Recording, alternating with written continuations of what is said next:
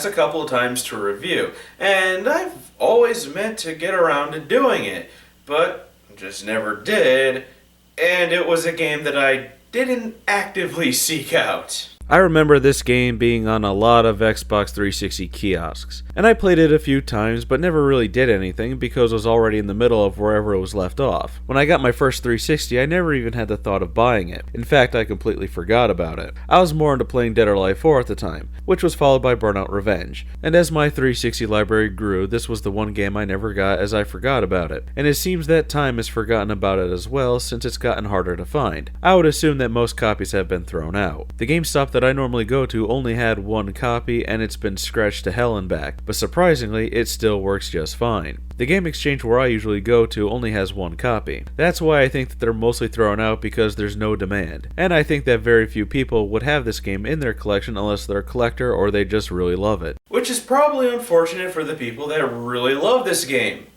because there's no sequel. Kameo The Elements of Power was developed by Rare, back in the days when they still made games, and not those Kinect things that Microsoft markets as games. Kameo was originally planned to be a flagship GameCube title, but after Microsoft bought Rare, the fate of the game was thrown into the air. Then the development shifted to the Xbox where there were several delays, and eventually landed on the 360. Microsoft really doesn't use Rare's talent to its fullest potential, although I've heard that most of the talent at Rare has left, which wouldn't surprise me. Or it could be that just Rare's time was over and for other studios to show their worth. Or maybe Rare was just overrated, who really knows? Kameo got some positive reviews when it was released and a sequel was planned but it was cancelled, which doesn't surprise me as well. Microsoft has a very funny way of managing their Xbox division. The Xbox One reveal is proof of that, since they screwed up everything that the 360 has done for them, only for them to reverse their dumb decision. But we haven't seen a new Perfect Dark game in a long time. In fact, we haven't seen many games that were originally Rare's in a long time. The last two were Banjo-Kazooie, Nuts and Bolts, and the new Killer Instinct. My theory is that it has to be 10 or so years,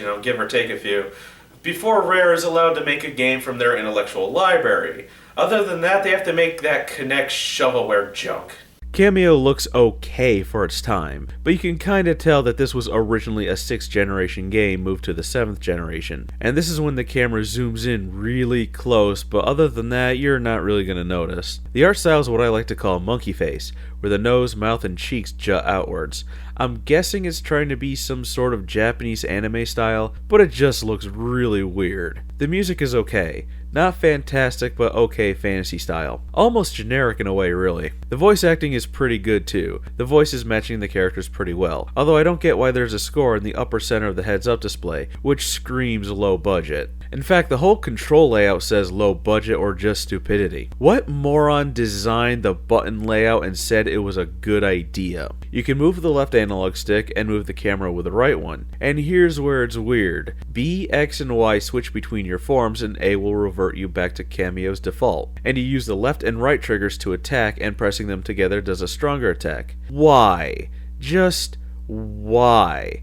This goes against every third-person platforming convention in the book, especially because there's a perfectly unused D-pad right on the controller. All it does is move the camera slightly closer or further away, which isn't really needed since the right analog stick moves the camera to any angle you want. If you're an action-adventure platform veteran like I am, you're going to be asking yourself why a lot. Why are the buttons like this? Why can't I do this? Why does it have to be done this way? Because it makes no sense whatsoever. When you're Kameo, you can jump with the right trigger, hover with the left, and do a flip kick when pressing both. The plant will punch with the appropriate trigger, and doing them in rapid succession will do a short combo. Pressing the triggers together will cause it to sink into the ground, so that way it can go under low-hanging obstacles and grab shells and throw them, and it can perform an uppercut. The Yeti can climb certain surfaces, grab enemies and throw them, or icicles. The Armadillo can do a spin dash for going up ramps and a small hop, and there's a dragon that can spit fireballs and breathe fire. There's a weird squid that has the most horrible controls in the game. On land it can spray water jets, but underwater it's a mess. I'm used to inverted controls when underwater, but it's the opposite here. You need to hold the left trigger to move forward and the right trigger to fire missiles. And those missiles are finicky when it comes to button inputs. And the camera when underwater no longer moves in a full circle, but to each side, making it so that you can't see behind you. See what I mean here? Why can't I jump in other forms? Why can't a door go all the way up so this way I don't need to go underground? And why can't I move the camera a full 360 degrees when underwater? The control layout is so weird that it's off-putting. I can understand why not many people would have played this game. Everyone is used to having the face buttons for jumping and attacking, so why would you assign it all to the triggers? Then try to make it more complicated by adding more moves to the same two buttons by making you press them both at the same time, and to bring up a new set of functions. It's weird to unlearn everything you've known true for years, especially coming from Rare, whose expertise is platform adventure games, a genre they've been doing for years. Now, how the forms control, as in how they move, I would say pretty well. Each form moves as you would expect. The Yeti is big, so it's slow. The plant has no feet, so it's not fast, but it feels pretty light. The armadillo is pretty quick when it rolls, and the dragon is slower but has a good spread with breathing fire. They all feel and control the way you'd expect them to. Fighting enemies depends on how you go about it, but some enemies can only be attacked by certain forms. I found myself using the dragon more than anything else, because its fire breath allowed for fast damage over time as it sets enemies on fire. I only switched to a different form when the dragon wasn't working out for that particular enemy. And they give you the dragon after the first boss, which is pretty early on. It's essentially an auto win condition because it makes the game super easy. First, there's shadow trolls that are sub-bosses, and you go into the shadow realm to fight them. They each have their own special attack, but you only need to possess lost souls to see them and then throw that soul to damage them. The boss fights require you to use a combination of forms, using one to expose their weak spot, then switching to the other to attack that weak spot. It's a pretty interesting mechanic instead of attacking repeatedly, especially when playing most other platformers where it doesn't really matter where or how you attack.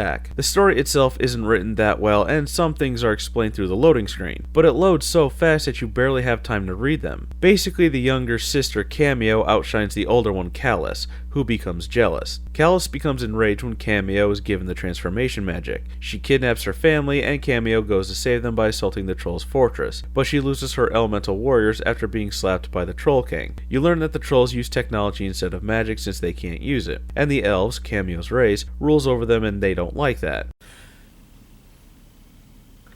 I don't think I'm playing the good guy here. Think about it. The trolls are oppressed and they're rebelling. The parents of Kameo ignore the older sister Callus and favor Kameo. When Kameo feels bad that she got the transformation magic instead of Callus, one of her relatives says that Callus's betrayal is proof that she wasn't fit for it, which is pretty bad writing when you think about it, because if the parents of Callus and Kameo paid more attention to Callus, then she wouldn't have betrayed them at all. And it doesn't help that Callus's jealousy was having more fuel added to the fire by someone else. The ending does set up a sequel as the true bad guy, the one who's behind everything, is revealed, but the sequel was cancelled. I think that Microsoft really missed out on an opportunity to have a good platforming series of their own. Much like Blinks, which was a series that could have survived with its better than the first sequel, Kameo could have kept going as well if they made another, because it's a pretty cool concept. It would just need some improvements to the control layout. I know hindsight's 2020, but it's kinda hard to say that when other games that came before this one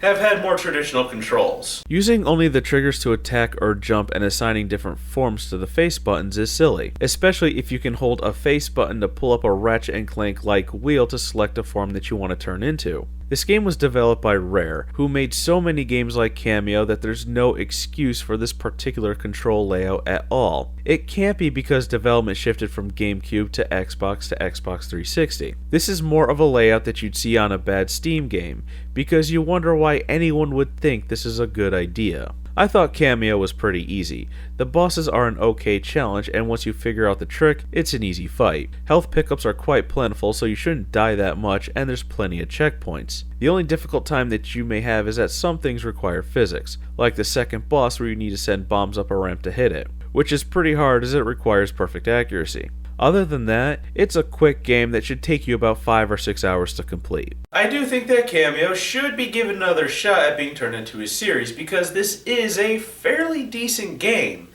and it's a lot better than the game that I reviewed last week.